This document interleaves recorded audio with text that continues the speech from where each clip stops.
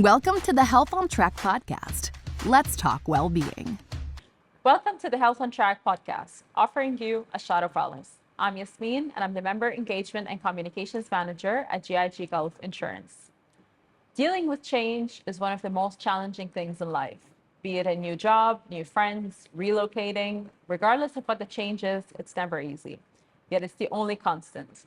So how do we deal with it or manage it? And how do we wire our brains to accept it? That's what we'll be discussing today with Maria Haggo. Maria is an international facilitator, executive coach, TEDx speaker, and advocate for conscious leadership. With a master's in psychology and neuroscience, Maria is dedicated to advancing brain health as the foundation for building thriving corporate cultures. Her neuroscience-focused approach not only reduces stress and burnout, but also enhances diversity and inclusion, mental and overall health, and employee engagement and performance. Through Transformate, which she has founded, Maria designs high-impact programs that foster resilient, adaptable workplaces where teams can excel. Thank you so much for joining us, Maria. Thank you for having me. It's great to be here. So why is it so hard to accept change? Oof, the million-dollar Went question. right into it. Yeah, well, the funny thing is that, as you said, change is a constant. It's one of the only things that you can guarantee in life. You know, everything is always changing, whether it's the cells in our body, whether it's our skin, which we were talking about earlier, whatever is going on in our life, external change, things that we can't impact, things that just come our way. Change is constantly happening. But interestingly enough, our brains are not so well adapted to change. We try to avoid it at all cost. And there's a couple of things that sort of play an important role there. So for example, if change comes your way, so it's not instigated by you, let's say, it's an external change. Maybe it's a career change or a job loss, or, you know, it doesn't have to be something negative. It could be anything. When it comes your way, one of our first responses is fight or flight, is that sort of fear response, stress response, because of the uncertainty.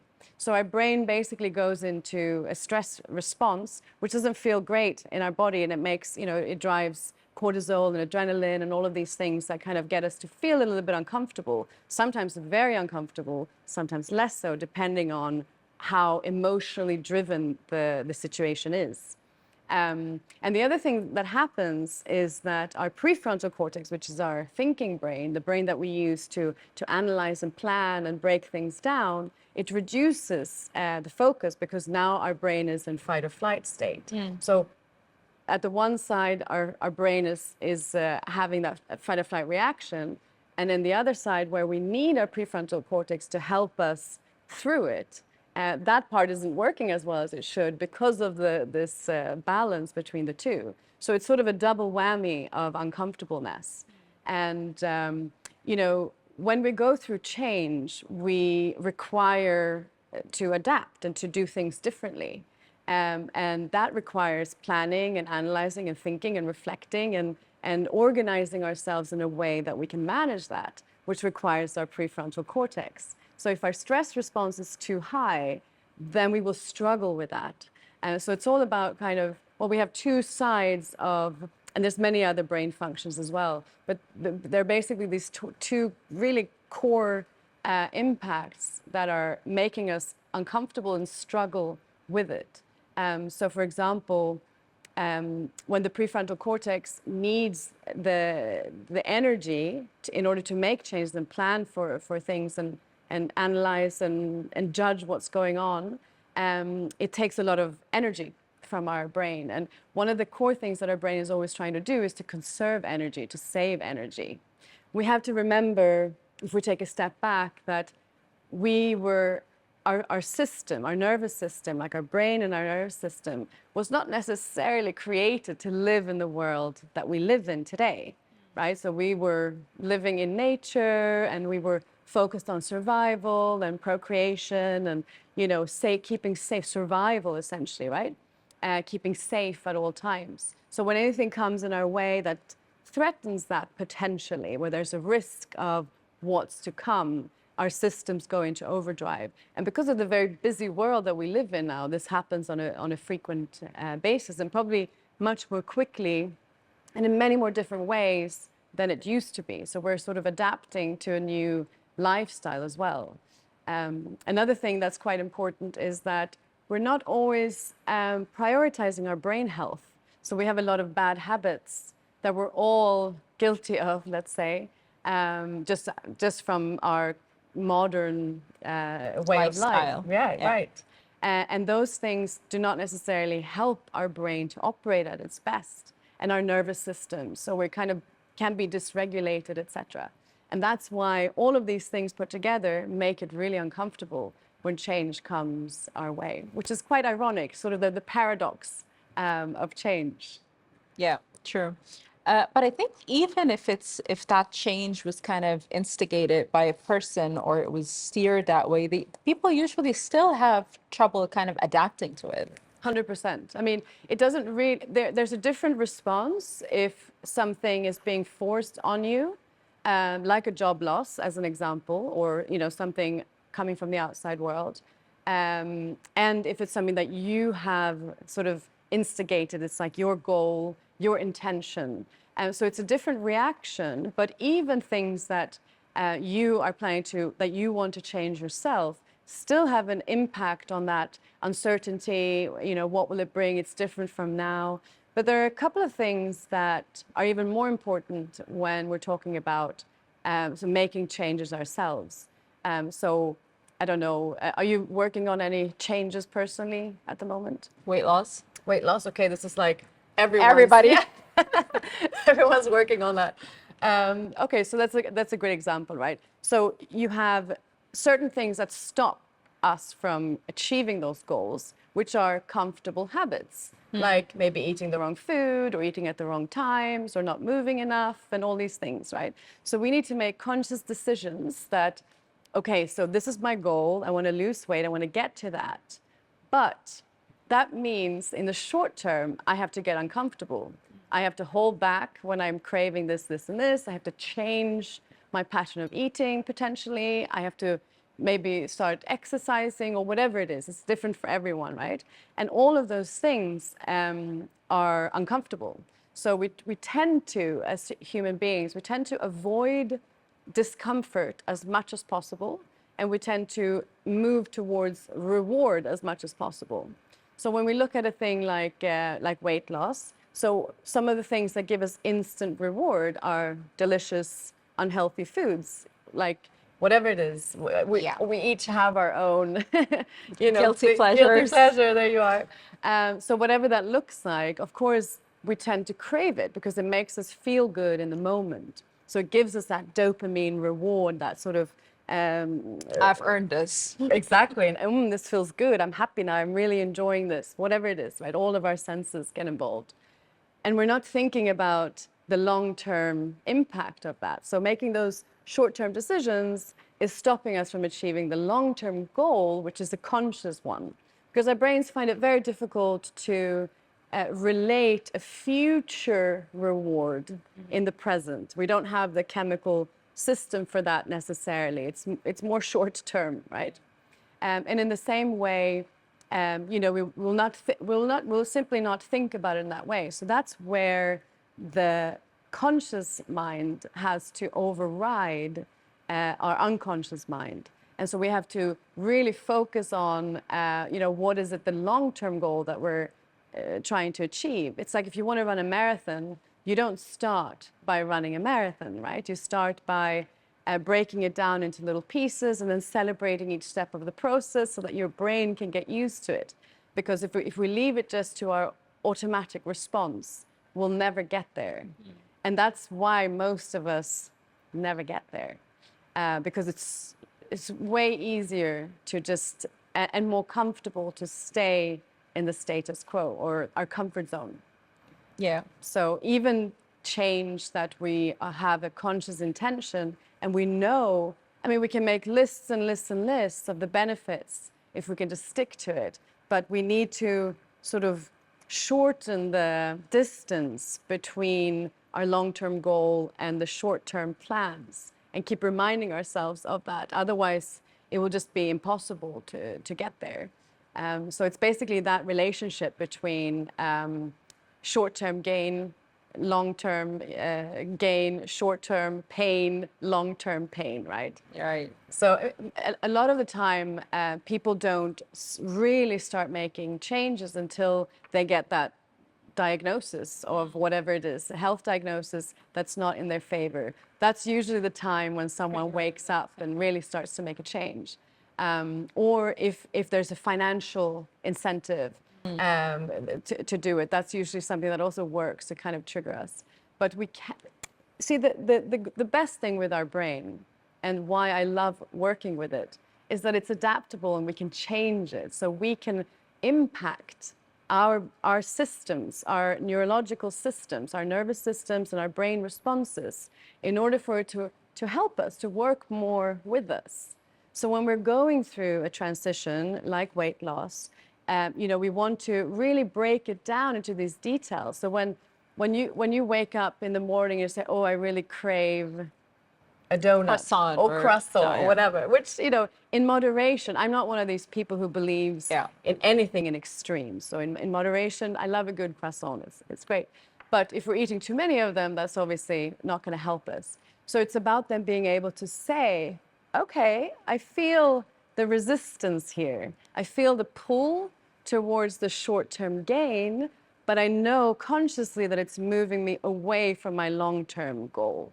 And there's where we can intervene and sort of use willpower, but also shorter kind of measurements to get us to celebrate eating the healthier breakfast or avoiding XYZ, whatever it is that we're working on.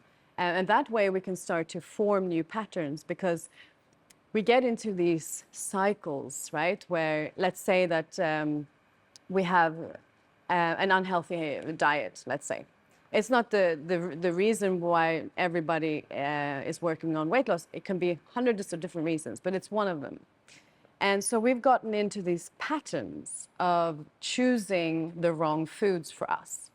And our brain has basically formed pathways of habits and routines that are not supporting us in the best way possible.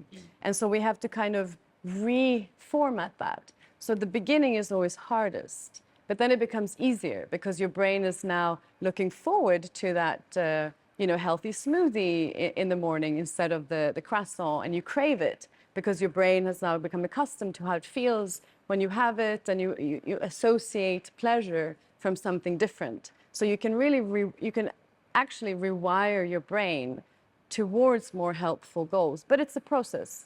And that's why it's difficult, even with things that we intend, and why most New Year's resolutions don't work. Yeah. Why most of our goals actually fall apart because of the lack of awareness of this. And the good thing is that once you start to gain more awareness of it, you can start to intervene and take charge of all the brain processes that bring you towards the goals that you have. I think everybody at some point in their lives might have done this without actually knowing that they did this. So I'm going to use myself as an example here. I used to, for example, take my coffee with some sugar. Yeah. And then when I started dieting, I'm like, okay, you know what? I'm going to try and just eliminate that sugar. And after a while, now I drink my coffee without sugar. And actually, if you even give me coffee with sugar, I kind of I hate it. It's too sweet. Yeah. So I think maybe this is what you're referring to when you're saying to kind of rewire the pathways in our brain. 100%. I mean, you've basically retrained your brain, your palate, your system towards something better. So you've taken a conscious, and maybe in the beginning it was really hard. Yeah. You even considered maybe I should not drink coffee anymore because I don't really like it, or the taste. Yeah. But I like how it makes me feel, and coffee is it's like a nootropic. It's like the caffeine. It sort of stimulates our brain, so it's good in certain ways. But yeah, 100%. And eventually you start to become accustomed to it, and as you say, you don't even like the old part. And this is exactly the key. If we can start doing that through persistence and perseverance to rewire the brain. It's like rewiring the brain, this neuroplasticity that everyone talks about a lot these days, right? It's basically a little bit like you know, if you want to sort of build a new road, you might have to go first into the forest and cut down branches and try to get through, walk through, and then the next day it becomes a bit easier, and now a trail starts to form on the ground, and it gets wider and wider the more frequently you visit, and eventually maybe you can pour some tarmac on it, put some street lights, you know, make it into the highway. So that becomes now your default route. But in the beginning, it's very difficult to go back to the same pattern because your default is something else. It's coffee with sugar. Yeah. So it takes that conscious, intentional practice to change. And it's not always easy, so well done for changing that. Thank you very We much. must celebrate every step of the way, right? Yeah. Okay. So is it that everybody is resistant to change, or does people's kind of personalities affect how resistant you are to change? Yes. So in short, everyone's resistant to change because of what I explained earlier with the brain, sort of the fight or flight and the inability to override it with the prefrontal cortex or the thinking brain. So everybody has a resistance to it. Some people are more resistant than others, and some people find it easier to change or easier to face change, let's say. And that has a lot to do with your nervous system and your ability, like your production of cortisol and adrenaline and your ability to manage your emotions, your emotional intelligence, your growth mindset. All those things impact the sort of the complexity or the resistance level or the ease that you have as an individual. And some of those things are, it's both nature and nurture, let's say. So some of them are biologically, genetically wired into us. The great thing is that we also know now about epigenetics and that we can not necessarily change our genetics, but we can highlight and sort of reduce the actions of our genes according to or depending on our lifestyle choices. And then the other part is the nurture part, where it's our childhood, our early life experiences, which make us more resilient or less resilient to changes. And that has to do with our level of safety and feeling protected. And the more somebody feels safe and protected, the easier it is to manage change, because we don't go into such states of panic or high fight or flight responses, so we can regulate our nervous system in a better way.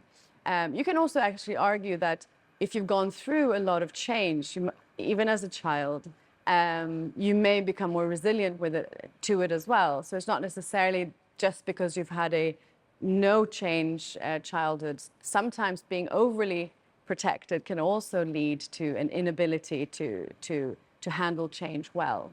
So for sure, some people manage it better than others. But the great news is that anybody can improve their ability to manage change through certain practices and changing the way that our perspective, basically, on change. So what are some practices that people can do to make themselves more accepting of change? Yeah. So it depends a little bit on where you're at.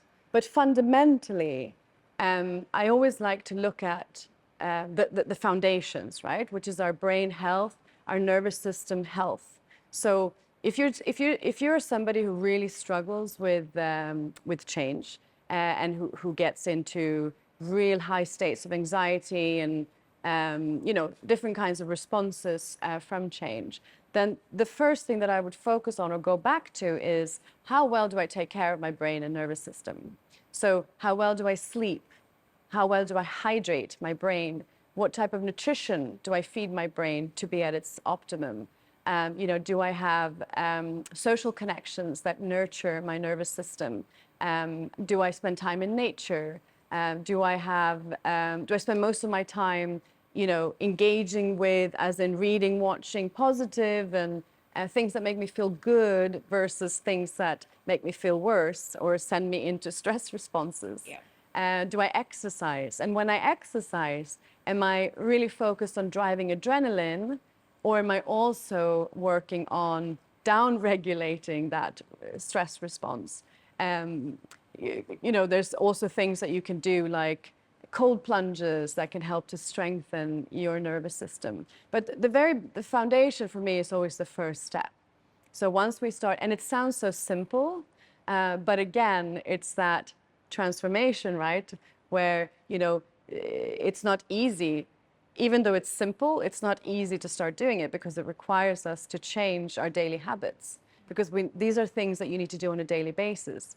Meditation, mindfulness is another great practice to be able to down-regulate our nervous system. Breath work, using our breath in order to control our energy levels and our fight or flight response, or sympathetic and parasympathetic nervous systems. So there's lots of different things as a foundation. And even if you're good at managing change, let's say, you can always benefit from taking care of your brain, just from your cognitive abilities, or just abilities to sort of get better at how you're managing life, right? So that for me is always the starting point. And then it's about using the mind, how we frame our perception, our perspectives, how we frame our experiences. You know, if your boss calls you and says we have to have a meeting, does that send you into, oh gosh, what's happened? Am I going to get fired? Have I done something wrong? What have I forgotten? Or does it send you into, oh great, maybe it's a promotion, maybe I'm going to get a pay rise, so maybe this is good news, or somewhere in between. And it's like a spectrum of experiences that let's say reactions that we can have. And just being able to observe yourself, you know, how do I respond when there is something coming my way that is not entirely clear, where there's some sort of maybe risk, threat, change aspect. How do I react? There's also a huge connection, obviously, between our brains and our bodies.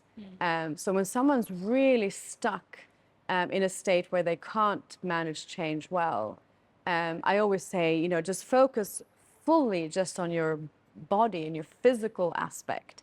So start exercising, you know, sleep, obviously, all of these things that you can take physical control over. Don't even think about the mental stuff, because that will all come.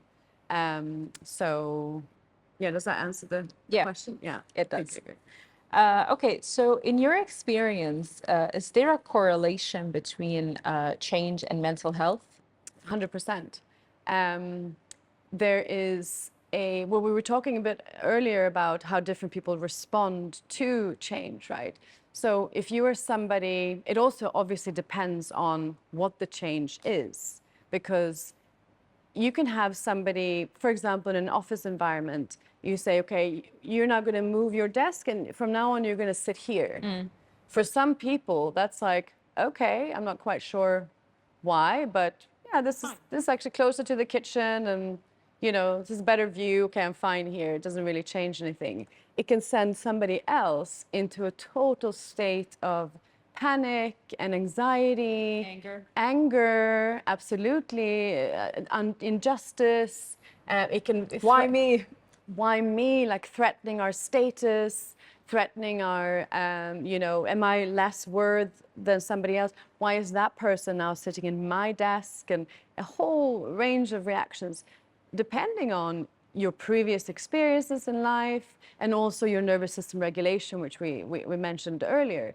So it can be totally different depending on the person, but also on what's happened.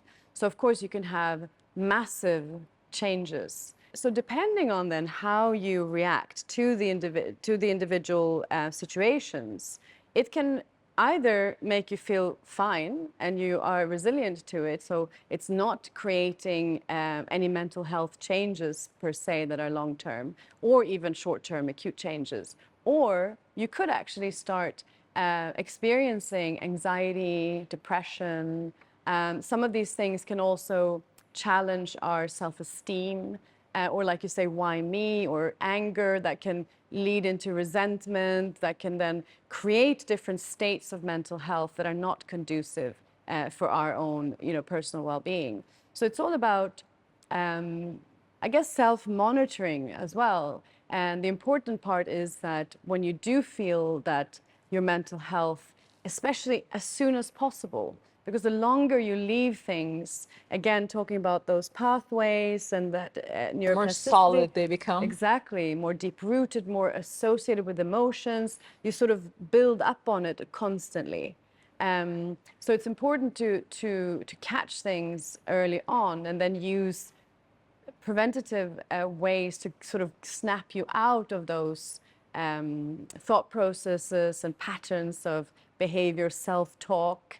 And it's not easy because we are surrounded by negative information and negative news and catastrophizing everything. And so we're very likely, right, to see things in a negative way, that stress response. Actually, we just got a call from my stepdaughter who said, "Oh, my boss just called. She is at university and she's got like a part-time job."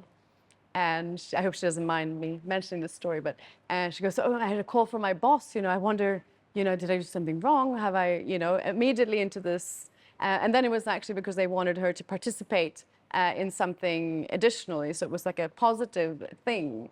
But of course, as long as we don't stay in those negative mind frames for too long, these ups and downs are perfectly normal. No one's going to go through a day or a week or a month without having some sort of anxiety to a certain degree, or a little bit of sadness or depressive symptoms, let's say. But what we really what we want to do is really monitor that they don't go on for too long, and that we don't get stuck in those patterns of thought. And then again, it goes back to prevention. What can we do to keep ourselves in our best possible state so that we can manage when things come our way, so that it doesn't turn into long-term mental health challenges. Are there some coping mechanisms that you would advise for, dealing with that kind of anger or an anxiety if it comes on as a result of change? 100%. I mean, it is, and it's all about that. It's all about what we do and how we do it. So, for example, we talked about the foundations of brain health, and those are all really important because it allows us to regulate our emotions and to become better at emotion regulation. So emotion regulation happens in our thinking brain. But our emotions get triggered in our amygdala, in that sort of limbic brain, that fight or flight system. So it's all about allowing that to happen while at the same time utilizing our emotion regulation brain to downregulate and recalibrate, rebalance. So when we feel ourselves getting into a state of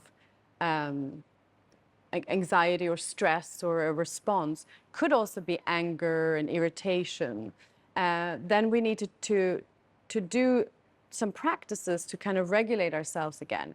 It could be remove yourself from the situations for enough time that you can calm down and create space between a response or the reaction, let's say, and a more calibrated, thoughtful response.